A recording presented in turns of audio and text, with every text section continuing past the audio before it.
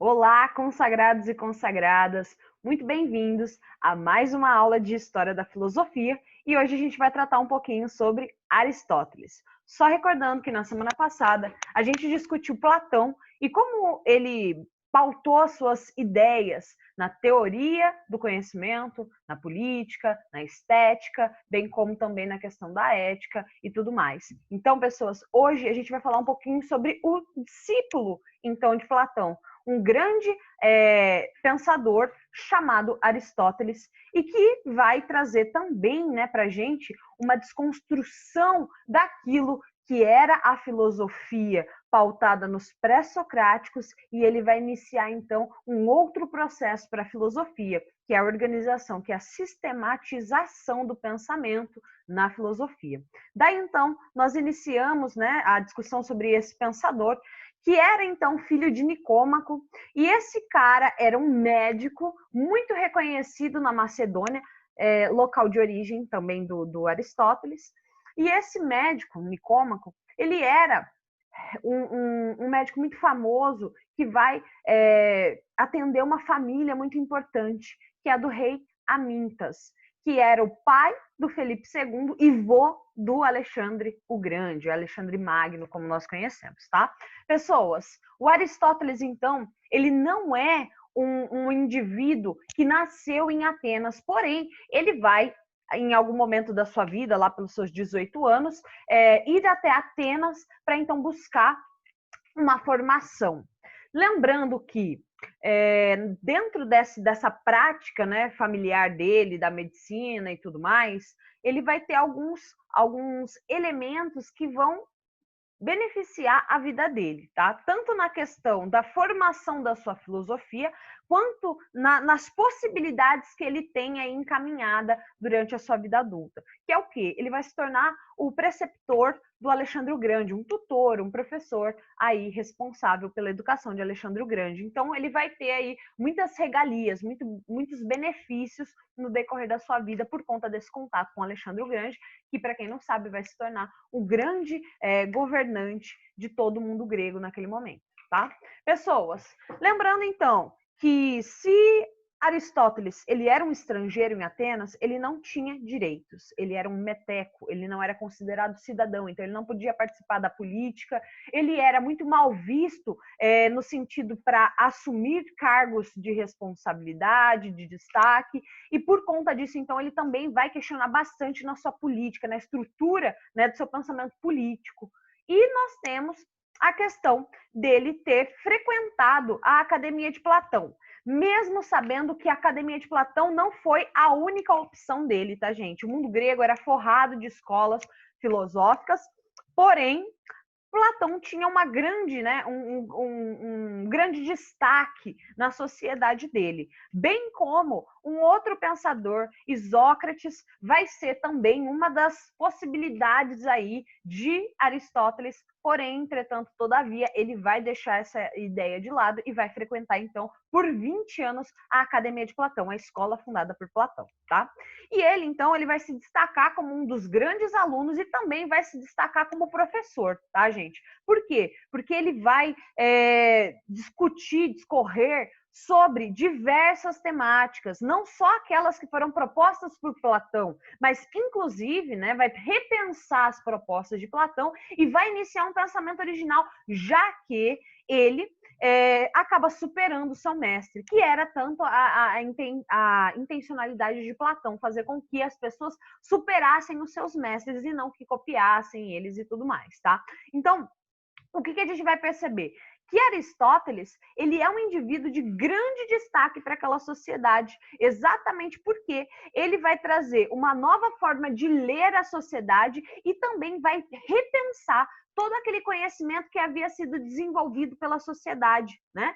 Pensando não só na filosofia, gente, mas na biologia, na psicologia, na matemática e tantas outras áreas possíveis.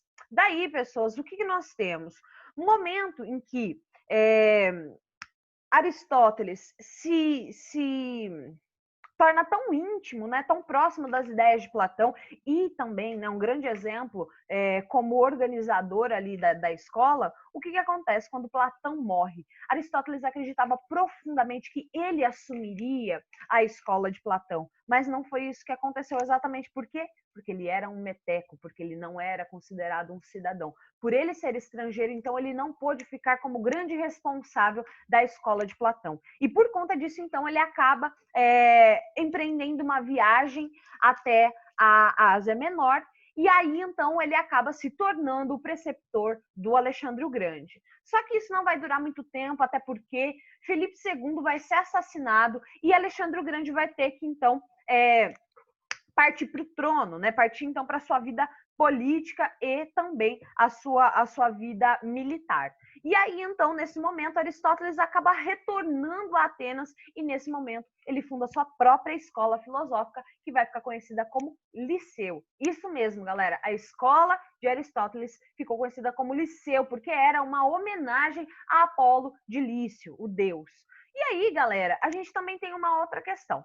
Normalmente é dito, né, que a escola de Platão foi chamada também como escola paripatética ou a escola dos paripatos. O que é isso? Aqueles que passeiam, aqueles que caminham. Por quê? Porque a escola de Platão, ela tinha grandes jardins, tá? E esses jardins, inclusive, foram sendo estruturados a partir de presentes recebidos de Alexandre o Grande. Então, Alexandre foi conquistando várias regiões, e em todas essas regiões ele foi percebendo aí a especificidade da natureza que se encontrava. E como ele sabia que seu grande mestre Aristóteles era um grande admirador da biologia, né, um grande admirador da fauna, da flora, e também um grande sistematizador desses pensamentos, dessas ideias, então unir tudo isso, desse elemento de gosto, né, de prazer do seu grande mestre. Então, para presenteá-lo, ele sempre enviava uma grande quantidade, né, uma variedade muito grande da fauna e da flora disponível nesses territórios que ele acabava adquirindo, que ele dominava. E aí, então, os jardins de Aristóteles foram formados por esses presentes dados por Alexandre o Grande. Aristóteles, então, ele vai também criar uma estrutura diferente educacional para a sua escola, já que a escola de Platão estava baseada profundamente na questão da matemática. Aqui a gente vai ver o quê? Que o Aristóteles ele vai criar, então, uma escola que está baseada na ciência, que o foco ali é conhecer as coisas, e essas coisas vão ser conhecidas de uma maneira diferente, vão ser categorizadas, vão ser organizadas, para, então, ser mais fácil de adquirir o conhecimento. Então, a gente já tem aí algumas coisinhas que a gente está percebendo que a visão do Aristóteles é muito diferente de Platão. E aí vai ter uma tabelinha mais para frente ali que eu vou mostrar para vocês em detalhes, né? Quais eram os elementos de tanta distinção que existia entre o pensamento de Platão e Aristóteles. Porém, entretanto, todavia, uma coisa que eu quero destacar para vocês é que Aristóteles ele supera, né, a filosofia do Platão, exatamente porque ele não vai estar pautado única e exclusivamente na razão, no mundo das ideias. Ele vai partir de um outro pressuposto. Ele vai dar ênfase na questão dos sentidos. Ele vai mostrar que o mundo dos sentidos, que o mundo material, ele é sim importante e é a partir dele que nós adquirimos o conhecimento. Então, o que nós vamos perceber? Que ele vai dar destaque para os sentidos, coisa que o Platão não faria, né? E ele vai mostrar que para a gente chegar à realidade das coisas, nós precisamos entrar em contato empiricamente, através da experiência, tá? E aí, então, a gente percebe que a discussão antes de Platão estava o quê? No sujeito que pensa. E agora, a discussão de Aristóteles está o quê? Nas coisas, né? Que cada coisa, ela então, nela própria, nós temos a constatação da realidade. Através do quê? Da capacidade que nós temos, através dos nossos sentidos, de captar os elementos que estão sendo mostrados por essa coisa, por esse objeto, tá? Daí, pessoas, o que a gente vai perceber? que Aristóteles ele vai trazer uma nova discussão pautada na lógica, ou seja, num pensamento que ele tem regras para se instituir, para ser desenvolvido. E que essa vai ser a forma que ele vai encontrar de levar a gente até o conhecimento. Então, ele vai mostrar que nós precisamos sim da experiência, que nós precisamos sim da empiria, porém, essa empiria também vai depender de uma estruturação do pensamento, de uma categorização do pensamento. E, para isso, ele vai propor o método lógico indutivo. E o que isso quer dizer? Que existe um pensamento estruturado, categorizado, organizado, que vai partir, primeiramente, da experiência, que essas experiências individuais e específicas vão conduzir a gente a ideias, a reflexões que são o quê? Universais, que são gerais. Então, aquilo que a gente conhece individualmente, especificamente, pode ser também encontrado de forma o quê? Geral e universal. Para isso, então, ele traz a ideia do indutivo. O que é o indutivo? É uma operação mental que a gente vai partir daquilo que é particular de uma coisa que aconteceu isoladamente para depois encontrar outras características que nos levem a uma visão geral sobre aquilo, tá? Então, nós temos lá o estudo sobre, vamos pegar lá, o estupro, né? A situação do estupro para uma vítima é uma coisa que a gente pode estudar e entender a questão do estupro, mas de forma genérica também, de forma universal, de forma geral, que as estruturas da sociedade que adquiriu essas características, que acabou sendo, né, como a nossa sociedade que é assombrada aí pela cultura do estupro, nós percebemos que o quê? Aquela vítima, ela é vítima de algo maior, de algo que compõe, né, uma ideia maior, que a vítima do estupro e a cultura do estupro, que é a ideia geral do estupro que atinge várias mulheres e não só uma única vítima, tá? Então, é mais ou menos um exemplo que a gente pode utilizar. E a questão que ele vai dar ênfase à ciência. Pessoas, só tomem o seguinte cuidado. Aristóteles, ele está propondo uma ciência que não tem as mesmas características da ciência moderna, que uma hora a gente vai chegar nessa discussão. Porém, eu já vou adiantando nesse momento, por quê? Porque a ciência aqui do Aristóteles, ele não exigia a questão da comprovação como acontece com a física, com a biologia, com as ciências hoje em dia, tá? Como um todo. Então, a gente vai perceber que a ciência dele, ele tenta encontrar ali os elementos gerais, os elementos universais que correspondem aos objetos, tá? Só que usando, dessa vez, os nossos órgãos do sentido, ou seja, os nossos órgãos sensoriais. Daí, então, que nós conseguimos o quê? Adquirir o conhecimento. E esse conhecimento está pautado da questão do particular para o geral e da questão da base empírica. Daí, então, pessoas, nós chegamos ao nosso resumão da aula, tá?